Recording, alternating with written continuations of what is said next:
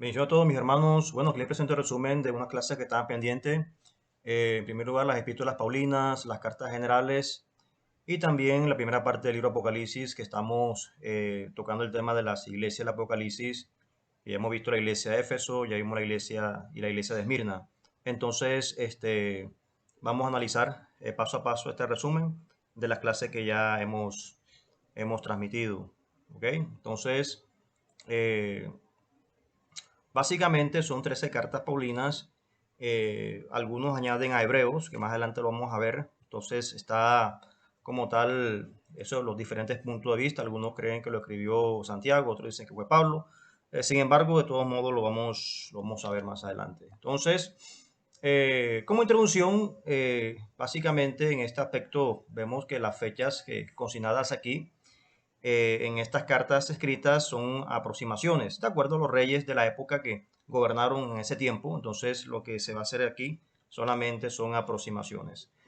Primera Tesalonicenses básicamente fue escrita, digamos, con base a una necesidad que había en ese tiempo. Circulaban diferentes cartas y era la forma en que Pablo estaba ratificando que básicamente su carta era como tal original. Entonces, porque algunos se hacían pasar por Pablo y escribían por escribir como tal. Entonces, es una ración a digamos, a las diferentes puntos de vista que había en ese tiempo y cada quien quería de quizás imitar a Pablo en su forma de escritura.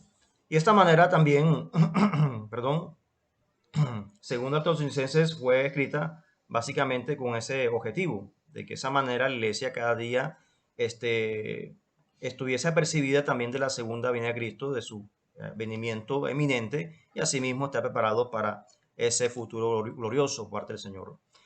Primero Corintios, la iglesia de Corintios está pasando por un tiempo difícil, un tiempo duro, y estas dos cartas fueron escritas precisamente en ese tiempo para el apóstol Pablo darle como tal indicaciones de cómo conducirse en el servicio del Señor, cómo tener la cena de una forma digna delante de Dios, cómo tratar casos de inmoralidad, casos de divorcio. Entonces eran problemas morales que siguen esta iglesia y Pablo le está dando como tal las directrices para manejarse bien en la iglesia del Señor. Gálatas, básicamente la necesidad de esta iglesia era que se estaban apartando como tal, estaban apartándose a una vida, digamos, digamos, una doctrina perteneciente a los nazareos, llamada a los judaizantes también, en que querían cambiar la gracia por la ley. Y es la forma donde Pablo le llama la atención que los Gálatas, básicamente, tan pronto, ¿verdad? Habían dejado tan pronto el Evangelio,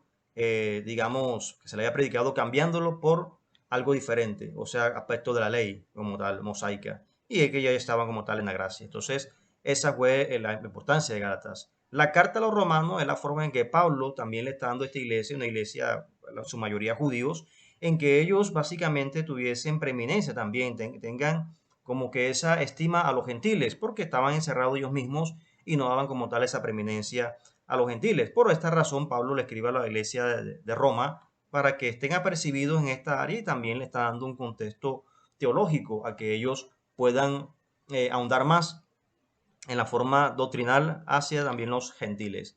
Efesios, Filipenses, Colosenses y Filimón, básicamente conocida como las cartas escritas en prisión en la cárcel, y de esa forma fueron cartas básicamente que se escribieron desde la cárcel para esa manera también dar un mensaje en medio de la prueba, en medio de la crisis, y de esa forma Pablo se identificaba con aquellos que estaban también presos espiritualmente. Es básicamente el objetivo de estas cartas. Y la epístola a los hebreos, básicamente, como dije al principio, que algunos dicen que fue Pablo, otros dicen que fue Santiago, pero sin embargo es una carta escrita también al pueblo judío y también a la iglesia, compuesta por gentiles, para que de esa manera puedan entender el sacerdocio real de nuestro Señor Jesucristo y cómo también somos llamados esos sacerdotes especiales delante de Dios. Las epístolas pastorales, Timoteo, Tito, Filimón, ya son cartas obviamente dando directrices, dando como tal esas pautas, cómo conducirse en la iglesia de Dios, cómo deben ser esos obreros aprobados, esos siervos, ministros de Dios. Las epístolas generales, que es Santiago, Pedro, segunda de Pedro, primera, segunda y tercera de Juan y Judas. Entonces, en primer lugar, Santiago, o cartas católicas, cuando hablamos de católico, de carta universal, no iglesia católica, ya lo habíamos explicado antes, atribuida a Santiago, atribuida en la antigüedad a Santiago, el hermano del Señor, ¿ok? No Santiago el apóstol. Compilación de consejos de comportamiento ético y difiere al concepto paulino de la fe, énfasis en las prácticas caritativas como tal. ¿Okay? Entonces, mientras la carta de Pablo hace énfasis como tal en las obras, por lo que la mayoría de la audiencia eran judíos, eh, no había tanto fe, sino obras. A diferencia de Santiago, vemos aquí de que mientras Pablo hacía énfasis en las obras, Santiago hace énfasis en la fe, por lo que la iglesia que le escribe a Santiago, o la audiencia que le escribe a Santiago, como tal, habían descuidado la fe. Hacían muchas obras, pero habían como tal descuidado, eh, digamos, perdón, la carta de los Santiagos, la iglesia, la audiencia tenía mucha fe, pero habían descuidado como tal las obras. O era una iglesia que no era rica en obras, mientras las iglesias que le escribía Pablo acá en las cartas paulinas eran ricas en obras, pero descuidaban la fe. Por eso aquí Santiago dice que la fe sin obra es muerta. Entonces, hacer énfasis como tal en la fe.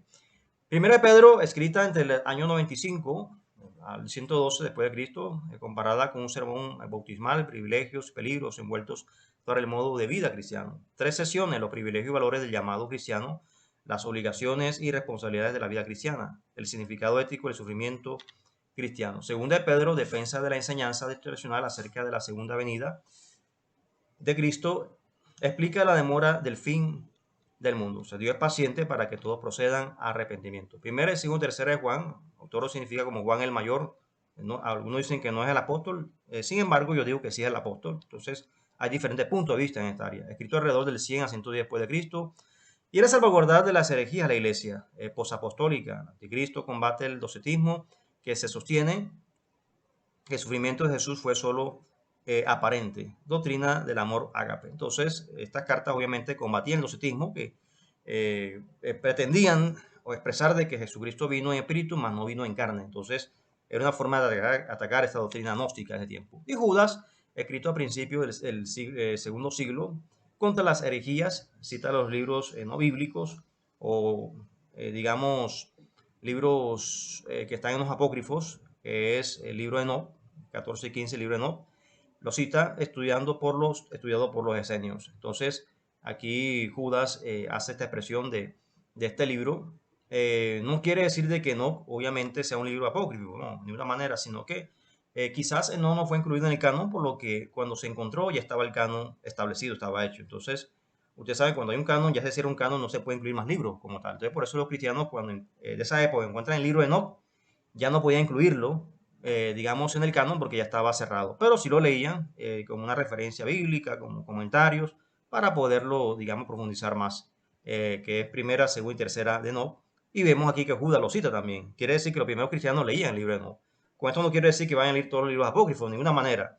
Pero sí algunos hay que leerlo, digamos Macabeo hay que leerlo por lo que también hay historia judía. Enoch hay que leerlo también porque es un libro que nos recuerda de la época, ¿verdad? Que vivió Enoch, y también un libro como escatológico parecido también a Daniel. Pero eso ya como una referencia que usted pueda tener como un estudio bíblico aparte del libro Enoch. Ya hay otros libros apócrifos que no se pueden leer, por lo que obviamente hay fábulas, hay cosas ya surreales que sí ya no tienen nada que ver con la palabra de Dios. Entonces sí, no recomiendo leer como tal ya otros libros apócrifos o deuterocanónicos. ¿Ok? Dejamos hasta aquí, mis hermanos, y pasamos al libro del Apocalipsis.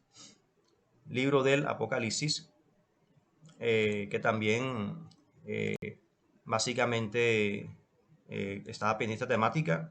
Entonces, hay 3 clases de escuelas de intérpretes, básicamente en cuanto a la interpretación apocalíptica, preteristas, futuristas e históricos. Entonces, la interpretación preterista ellos se basa en el pasado, todo es en el pasado. El anticristo fue en el pasado, la gran tribulación fue en el pasado, y se espera la segunda venida del Señor Jesucristo. Entonces, esa es la escuela preterista. Preter viene del griego pasado, todo es el pasado. Está la escuela futurista, que todos lo miran en un ámbito futuro. El anticristo va a ser un futuro, la marca de la bestia va a ser un futuro, todo va a ser como la gran tribulación va a ser un futuro. Ellos lo miran de una forma futura. Y la interpretación histórica es que se basa desde el tiempo en que ya nace la iglesia primitiva, o más bien cuando Cristo asciende a la patria celestial, nace la iglesia primitiva hasta nuestros tiempos y lo que va a venir más adelante, el porvenir. Entonces, que básicamente la mayoría de iglesias concordamos en esta interpretación histórica. Cumplimiento de la profecía de acuerdo a las escuelas de la interpretación. Entonces vemos aquí en la gráfica, preterista, futurista, histórica, idealista, al final del Imperio Romano, durante una crisis final, a través de la historia de la iglesia, en un patrón, es un patrón repetitivo. ¿Qué es el Apocalipsis? Apocalipsis 1.1 es un término de origen griego que en español significa revelación, descubrimiento, algo que está oculto, levantar un velo. Autor, fecha y lugar. Autor, el apóstol Juan, fecha 90-95 después de Cristo, en el día del Señor. 1.10, lugar, isla de Pasmo. Destinatario y propósito de Apocalipsis. 7 iglesias de Asia Menor, Éfeso, Esmirna, Pérgamo, Tiatira, Sardis, Filadelfia y la Odisea, que son iglesias que estaban en Asia Menor actualmente, que es Turquía. Entonces, eran iglesias que estaban ubicadas en ese lugar y de esa manera el propósito de Juan era darles obviamente un mensaje de parte de nuestro Señor Jesucristo para estas iglesias. ¿Qué es el libro de Apocalipsis? Lo que es Apocalipsis es una extensa carta o libro o un libro corto enviado a 7 iglesias existentes en Asia Menor, probablemente en el año 95 después de Cristo. ¿Sí? Básicamente lo que en sí encierra el Apocalipsis para dar un mensaje específico como tal a estas iglesias. ¿Qué es el libro de Apocalipsis? Lo que es. El Apocalipsis es un libro enviado por un apóstol exiliado a las iglesias que estaban experimentando gran conflicto y sufrimiento. Que básicamente Apocalipsis es un libro escrito para la persona que está pasando una tribulación, ¿verdad? Hay gente que le tiene miedo a Apocalipsis. Porque Apocalipsis no hay que tenerle miedo, más bien Apocalipsis hay que leerlo siempre porque nos conforta, nos ayuda en los tiempos difíciles. Entonces es bueno leer como tal el Apocalipsis. Las 7 iglesias, ¿ok? Entonces Apocalipsis 2, del 1 al 29 y 3, 1 al 22. Bien, la iglesia de Éfeso, escribe el ángel de la iglesia que está en Éfeso. Entonces, como se discutió en Apocalipsis 90, este ángel puede ser un pastor de la iglesia en Éfeso o un ser angelical que está viendo las obras de la iglesia en Éfeso. De alguna manera, este ángel representa a esta iglesia. Pero la carta no es escrita al representante, sino a la iglesia en general. Éfeso básicamente era una ciudad bastante popular, ¿verdad? De esa manera era la ciudad donde Aquila y Priscila, Apolos ministraban.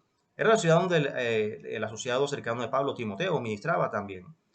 Y de acuerdo con las tradiciones históricas y fuentes, consiste de la iglesia, el mismo apóstol Juan también ministró. Éfeso era conocido como un centro religioso, básicamente cultural y económico, y de esa manera se adoraba a la diosa Diana de los efesos, conocida como la diosa de la fertilidad. El templo de Artemis era también un tesoro, un banco antiguo mayor, un banco del antiguo mundo, perdón, donde los comerciantes y reyes y ciudades hacían depósitos, en donde su dinero podía mantenerse seguro bajo la protección de esta deidad. Ese es el pensamiento que ellos tenían en ese tiempo. Bien, Jesús se describe a sí mismo a la iglesia de Éfeso, o sea, el que tiene las 7 estrellas en su diestra, el que anda en medio de los 7 candeleros de oro, dice esto, ¿ok? El que tiene las 7 estrellas, su diestra, el que anda en medio de los 7 candeleros de oro.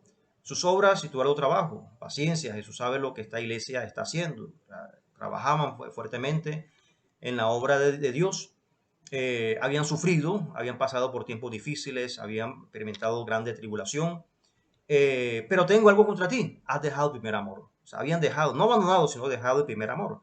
En ese aspecto es la forma que Jesús le llama la atención a que ellos recuerden a dónde habían caído, porque si no, se iba a quitar el candelero como tal de su lugar. Entonces, la forma en la cual eh, ellos tenían que estar apercibidos y asimismo ir a las primeras obras y asimismo buscar ese primer amor, ¿ok?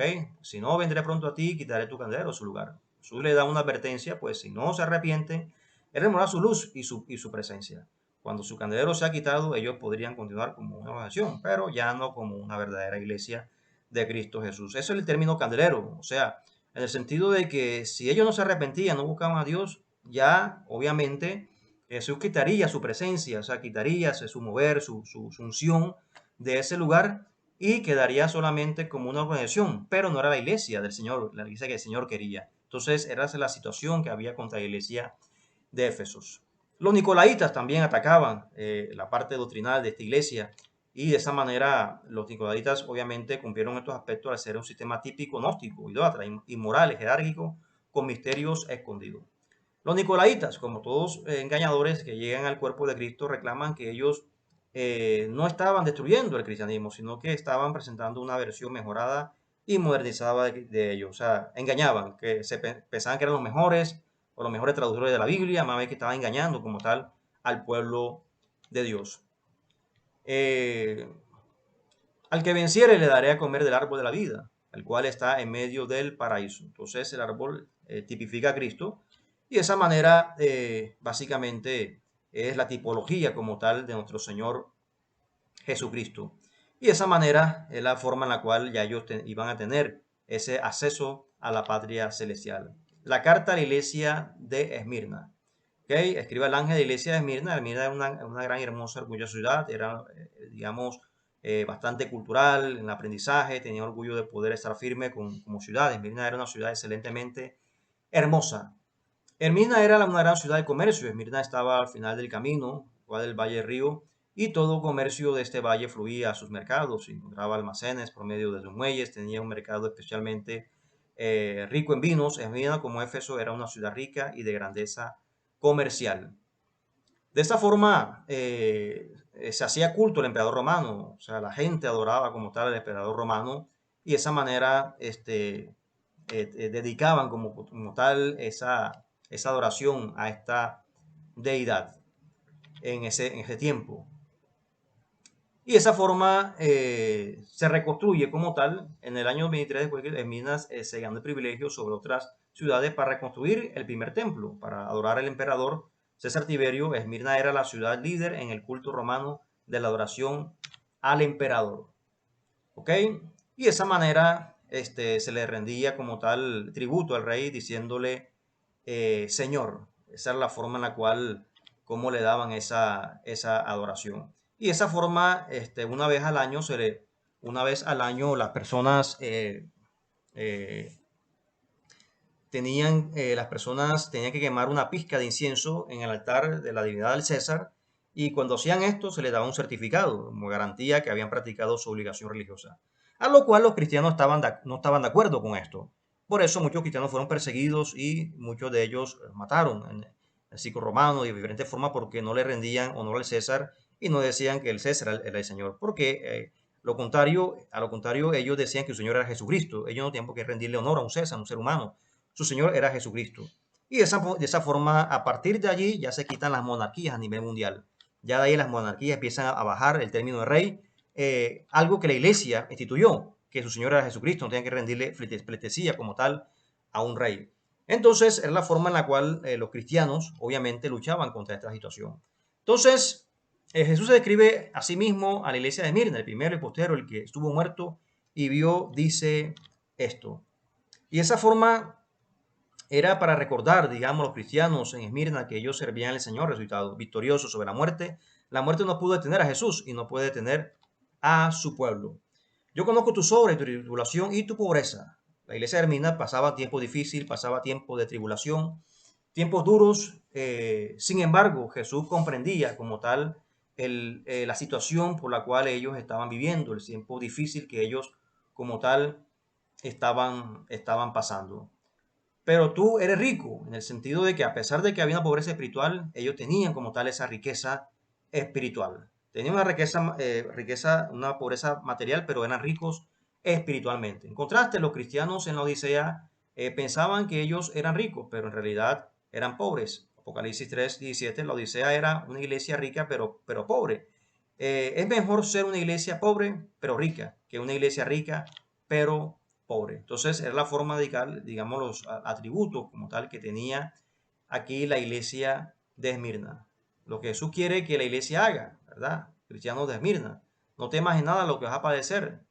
Ya que el diablo echará a alguno de vosotros en la cárcel para que seáis probados si tendréis tribulación por 10 días. Sé fiel hasta la muerte y yo te daré la corona de la vida. Entonces el término 10 días es traducido de diferentes maneras. Algunos dicen que fueron 10 reyes que estuvieron, digamos, reinando para la época donde estaba, digamos, ministrando la iglesia de Esmirna, fue Nerón, que fue Domiciano, Trajano, Adriano, Septenio Severo, Maximinio, Decio, Velariano, Aureliano y Diocleciano. Entonces algunos dicen que estos 10 días de tribulación o tiempos difíciles que había en la iglesia eran 10 reyes. Ese es un punto de vista. Otros los toman como 10 años simbólicos, pero me voy con esta interpretación que es la más, digamos, más ajustable a la traducción bíblica. Dice que el término 10 días, la expresión 10 días, no debe ser tomada literalmente. Es una expresión común griega para un pequeño tiempo. Podía ser un año, podía ser 6 meses, podía ser 2 años, pero el número 10 básicamente encierra dos aspectos. Como el 5 es gracia, entonces 5 y 5, 10, doble gracia, que en medio se prueba, la gracia iba a estar con ellos, ¿ok? Sea un año, 2 años, 3 años, en medio se prueba, la gracia de Dios iba a estar con ellos. Ese básicamente, respetando los otros puntos de vista, pero digamos, estoy más de acuerdo con esta interpretación acerca de los 10 días. Sé fiel hasta la muerte, yo te daré la corona de la vida. Entonces, básicamente, aquí el término, cuando se habla el término corona, básicamente está enmarcado, bueno, el término corona, digámoslo, en la interpretación de la Biblia griego, se traduce de dos maneras. Hay un término corona que quiere decir para la coronación de un rey, la realeza, pero también el término corona, de acuerdo al griego, es estéfanos, o sea, en el sentido, el trofeo que se le da como tal a un atleta ganador. Entonces Jesús mira a los cristianos de Esmirna y les dice, ustedes son mis ganadores, se merecen un trofeo. Y de esa forma, Estefano era también la corona utilizada en los matrimonios y celebraciones especiales. La imagen es la de Jesús y su desposada, cada cual utilizando su corona. ¿Okay? El que venciera no sufrirá daño de la muerte segunda, o sea, en el sentido de que no sufrirá el infierno. Básicamente es el mensaje de la iglesia de Esmirna. Y queda pendiente la carta de Jesús a la iglesia de Pérgamo, que ya lo vamos a ver en futura clase. Que mi Dios santo les bendiga.